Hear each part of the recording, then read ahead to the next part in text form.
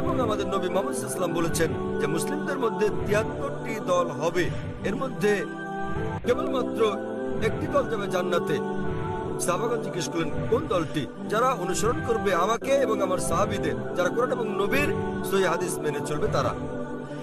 সুতরাং কোরআন বলছে ধর্মকে খণ্ড বিখণ্ড করো না। আমাদের নবী বলেন, এমনকি কোরআনে বলা হয়েছে কিছু লোক থাকবে তারা দল সৃষ্টি করবে। কতটা? ৭৩টা।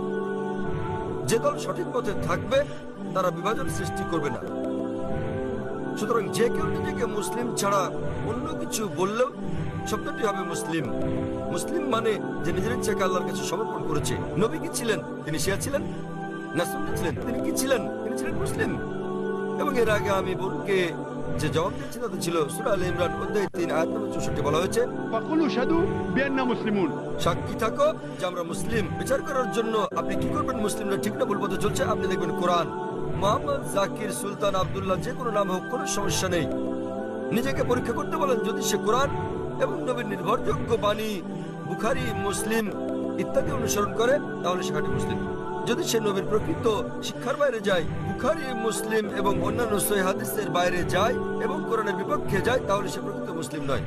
প্রকৃত মুসলিম হচ্ছে সে যে মেনে চলে কোরআন এবং নবী মুহাম্মদ সাল্লাল্লাহু আলাইহি সাল্লামের যথাযথ শিক্ষা। সুতরাং এটা জানার পর নিজেকে সে যাই বলুন না কেন, যদি না মেনে চলেন কোরআন এবং নবীর সব শিক্ষা হাদিস, তাহলে সে প্রকৃত মুসলিম নয়। আশা করি উত্তরটা পেয়েছেন। স্যার, তার মানে আপনি বলতে চান আমাদের শিয়া, সুন্নি কিংবা বহুরি মুসলিমে বিশ্বাস করা উচিত? আমি তা বলছি না। কোরআন কোন শিয়া সুন্নি নেই কোরআনে। কোরআনে মানে কোনো স্যার, বই নেই। এখানে অনেক মসজিদ আছে, অনেক মসজিদ। তাহলে আপনি তাদেরকে বলেন, তাদের জিজ্ঞেস করেন শিয়া কথাটা কোথায় আছে কোরআনে, তাকে জিজ্ঞেস করেন বহরি কোথায় আছে কোরআনে। স্যার, এটা আমার কলেজ বান্দ্রায় স্যার আমি অধ্যয়ন করছি। সুতরাং তারা মেনে চলছে না। আপনাকে যা করতে হবে তা হচ্ছে তাদের জিজ্ঞেস করেন তারা কি মুহাম্মদ সাল্লাল্লাহু আলাইহি সাল্লামের শিক্ষা অনুসরণ করে চলছে, তারা কি আল্লাহ সুবহানাহু ওয়া তাআলার শিক্ষা অনুসরণ করছে। আল্লাহ কোরআনে বলেছেন সূরা আনাম অধ্যায় নম্বর 6 আয়াত নম্বর 159, যারা সৃষ্টি করেছে বিভক্তি ইসলাম ধর্মে, তাদেরকে আপনার কিছু করার নেই। ইসলাম ধর্মে বিভক্তি সৃষ্টি করা এটা হচ্ছে হারাম। ভালো মুসলমান হতে হলে আপনাকে আল্লাহর রজ্জু শক্ত করে ধরতে হবে, এটা বলা আছে কোরআনে। সুতরাং কাউকে আব্দুল্লাহ, সুলতান এরকম নামে ডাকলেই সে জান্নাতে যেতে পারবে না, বরং সেজন্য স্রষ্টা সর্বশক্তিমান আল্লাহর নির্দেশ পালন এবং নবী মুহাম্মদ সাল্লাল্লাহু আলাইহি সাল্লামের শিক্ষা অনুসরণ করতে হবে। ভাই, আপনাকে একটা প্রশ্ন করি, একটা প্রশ্ন। আপনি শিয়া সুন্নি নিয়ে খুবই উদ্বিগ্ন, জানতে চাচ্ছি সেটা কেন? স্যার, অনেক কিছু আমার বন্ধুরা। না না, আপনি কি ইসলাম কবুল করতে চান? তারপরে কোন দলে যাবেন ভাবছেন? স্যার, মানে আমি আমি জিজ্ঞেস করছি, জি আপনি কি ইসলাম কবুল করতে চান আর ভাবছেন শিয়া না সুন্নিতে যোগ দেবেন? তাই স্যার, না না, আমি ইসলাম কবুল করতে চাচ্ছেন না। স্যার, এখানে অনেক ধর্ম আছে, ইসলাম ধর্মের অনেক ভাগ আছে। কোনো বিভক্তি নেই ইসলামে। ইসলামে কেবল একটি শব্দ আছে মুসলিম। আপনাকে যে যাই বলুক, হ্যাঁ হ্যাঁ, আপনাকে তারা বলেনি যে কোরআন বলেছে। আমি আপনাকে রেফারেন্স দিচ্ছি। লোকটি আমাকে বলেছে তিনি সুন্নি, তিনি আমাকে বলেন তাকে সুন্নি হতে দিন, শিয়া হতে দিন, বহরি হতে দিন, যে কোনোটা। তাকে বলেন কোরআন বলছে বিভক্তি সৃষ্টি করো না। অধ্যায় নম্বর 6 লিখে রাখুন আপনি। এর অর্থ। অধ্যায় নম্বর 6। স্যার, এর অর্থ এগুলো সব হতাশাজনক। তিনি কোরআন মেনে চলছেন না। কোরআন বলছে সূরা আনাম অধ্যায় 6 আয়াত নম্বর 159, আপনি নোট করে রাখুন যে ডক্টর জাকির নায়েক বলেছেন সূরা আনাম অধ্যায় 6 আয়াত 159 আছে বিভক্তি সৃষ্টি করো না তোমরা। আপনাকে যা করতে হবে, নিজেকে ঈশ্বরের কাছে সমর্পণ করতে হবে আপনার। এখন আমি জানতে চাই, আপনি কি নিজেকে ঈশ্বরের কাছে সমর্পণ করতে চান? ভাই, হ্যাঁ নিজেকে হ্যাঁ ঈশ্বরের কাছে সমর্পণ করতে চান আপনি? স্যার, আমি ইসলামকে শ্রদ্ধা করি, আমি না, না, ইসলামে ঠিক বিশ্বাস আছে। করি। আপনি ইসলামকে শ্রদ্ধা করেন, আপনি কি এক ঈশ্বরে বিশ্বাস করেন? হ্যাঁ এক ঈশ্বরে বিশ্বাস করেন আপনি? জি স্যার, আমি ঈশ্বরে বিশ্বাস করি। মূর্তি পূজা করা ঠিক নয়। হ্যাঁ হ্যাঁ, আপনি কি বিশ্বাস করেন ঈশ্বরের কোনো প্রতিমা নেই? ঈশ্বরের কোনো প্রতিভা নেই। আপনি কি তা বিশ্বাস করেন? আমি জানি না স্যার। আপনি কি প্রতিমা পূজায় বিশ্বাসী? হ্যাঁ হ্যাঁ, আপনি কি প্রতিমা পূজায় বিশ্বাস করেন? কি বললেন? প্রতিমা পূজা ঠিক না ভুল? মানে ঈশ্বর? না। আপনি কি বিশ্বাস করেন প্রতিমা পূজা করা ঠিক না ভুল? হ্যাঁ, এটা ঠিক না ভুল? এটি ঠিক স্যার। প্রতিমা পূজা করা, কিন্তু এটা তো বেদের বিপরীত। আপনাদের বেদ বলছে তোমরা এক ঈশ্বর ছাড়া কারো উপাসনা করবে না। এটা উল্লেখ আছে আপনাদের যজুর্বেদে অধ্যায় 32 অনুচ্ছেদ 3, শ্বেতার উপনিষদ অধ্যায় 4 অনুচ্ছেদ 19। না তাসির প্রতিমা আস্তি, মহান ঈশ্বরের কোনো পুতুল নেই, কোনো আকৃতি নেই, কোনো ফটোগ্রাফ নেই, কোনো ছবি নেই, কোনো প্রতিমা নেই, কোনো ভাস্কর্য নেই, কোনো মূর্তি নেই। আমি আপনাকে জিজ্ঞেস করছি, যখন আপনাদের বেদ বলছে ঈশ্বরের কোনো আকৃতি নেই, কোনো মূর্তি নেই, কোনো প্রতিমা নেই, এরপরও কি আপনি প্রতিমা পূজা বিশ্বাস করেন? জি স্যার। শিয়া সুন্নি বাদ দেন, আপনাকে জিজ্ঞেস করছি, আপনি কি বেদ মানেন? স্যার, অনুসরণ করছেন কি না? ধর্ম মানেন কি না? স্যার, কারণ আমি এই ধর্মের স্যার।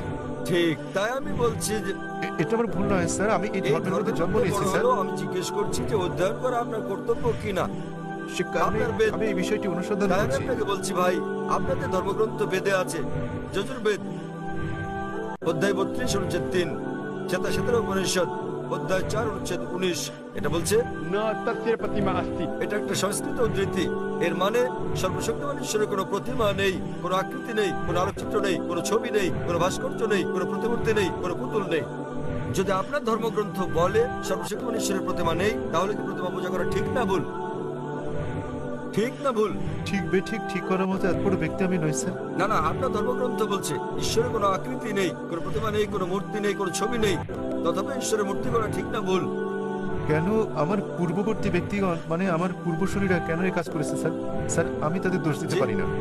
আমার আমার পূর্বসূরীরা আমার পূর্বে হিন্দু ধর্মের লোকেরা এটা করেছে স্যার। স্যার আমি তাদের দোষ দিতে আমি পারি না। হিন্দুদের প্রশ্ন করছি না, আমি আপনাকে জিজ্ঞেস করছি, আপনার ধর্মগ্রন্থ, আপনার ধর্মের সবচেয়ে গ্রহণযোগ্য গ্রন্থ কোনটি? আপনি জানেন না? কি আপনি স্যার? কি জানেন আপনার ধর্মের সর্বশ্রেষ্ঠ গ্রন্থ কোনটি? স্যার এটা মানে হচ্ছে বেদ। হ্যাঁ বল। তাহলে আপনি দেখেন আমার ভিডিও ক্যাসেট ইসলাম ও হিন্দু ধর্মের সাদৃশ্য সমূহ। আমি অনুরোধ করছি ভলান্টিয়ারদের তাকে একটা ইসলাম ও হিন্দু ধর্মের সাদৃশ্য নামে ডিভিডি দেওয়ার জন্য। আপনার কোনো প্রশ্ন থাকলে আমার সঙ্গে সাক্ষাৎ করতে পারেন, ইনশাল্লাহ আপনার সন্দেহ দূর হবে। আর আমি আপনাকে অনুরোধ করব, এটা পড়ুন, বুঝুন এবং সঠিক শান্তি খুঁজে নিন। স্যার শেষ কথা আমি আপনাকে জিজ্ঞেস করতে চাই স্যার, মানে আমাদেরকে এসব বিশ্বাস করলে হবে না যে ইসলামে অনেক বিভক্তি আছে, যেমন শিয়া সুন্নি, এগুলো আমাদের বিশ্বাস করা উচিত নয়, আমাদের কেবল কোরআনে বিশ্বাস করা উচিত। কোরআন এবং নবীর সহিহ হাদিস ব্যাস।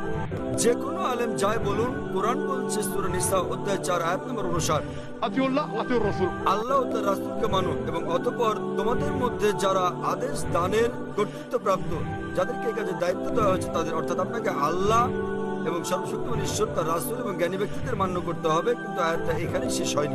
আরো বলা হয়েছে, যদি তারা কোনো বিষয়ে একমত হতে না পারে তো আল্লাহ তার রাসূলের উপর ছেড়ে দাও। যদি কেউ আপনাকে কিছু বলে, আপনি তা কোরআন এবং সহিহ হাদিস দিয়ে যাচাই করুন সেটা ঠিক না ভুল। এ কারণে যে কোনো আলেম যাই বলুক না কেন, তার কোনো মূল্য নেই ইসলামে। স্যার সেখানে সে হচ্ছে আল্লাহ, সর্বশক্তিমান ঈশ্বর এবং তার বার্তাবাহক। কোন আলেম কিছু বললে তা যদি কোরআন এবং সহিহ হাদিসের সঙ্গে মিলে তো আমরা গ্রহণ করি, আর যদি কোরআন হাদিসের বিপরীতে হয় তা প্রত্যাখ্যান করি। স্যার কোন ব্যক্তি নিজেকে মুসলিম বলে দাবি করলে আপনি তাকে বলবেন, कुल हाथु बुरहानकुम প্রমাণ দাও इन कुंतुम सादिकिन। যদি সত্যবাদী হও। সে কারণেই যখন আমি প্রশ্নের উত্তর দেই, আমি কোরআন এবং সহিহ হাদিসের রেফারেন্স দেই। যা আমি বলছি, যা ডক্টর জাকির নায়েক বলছেন, তা কিছুই নয় ইসলামে, কোনো মূল্য নেই তার। আমি যা বলি ইসলামে তার মূল্য হচ্ছে শূন্য। যা কোরআন বলছে, সর্বশক্তিমান ঈশ্বর বলছেন, যা আমাদের প্রিয় নবী মুহাম্মদ সাল্লাল্লাহু আলাইহি সাল্লাম বলছেন, তা মূল্যবান। তাই আমি যা দিচ্ছি তা হচ্ছে রেফারেন্স। যারা জানেন না আমি তাদের রেফারেন্স দিচ্ছি। আমার উত্তরের ভিত্তি কোরআনের বিভিন্ন আয়াতের শিক্ষা, আমার জবাবের ভিত্তি নবীর বাণী, সহিহ বুখারী খণ্ড নাম্বার ইত্যাদি প্রমাণ হিসেবে। সুতরাং তারা যা বলেন তার মূল্য আছে, আমি যা বলি মূল্য নেই। আশা করি উত্তরটা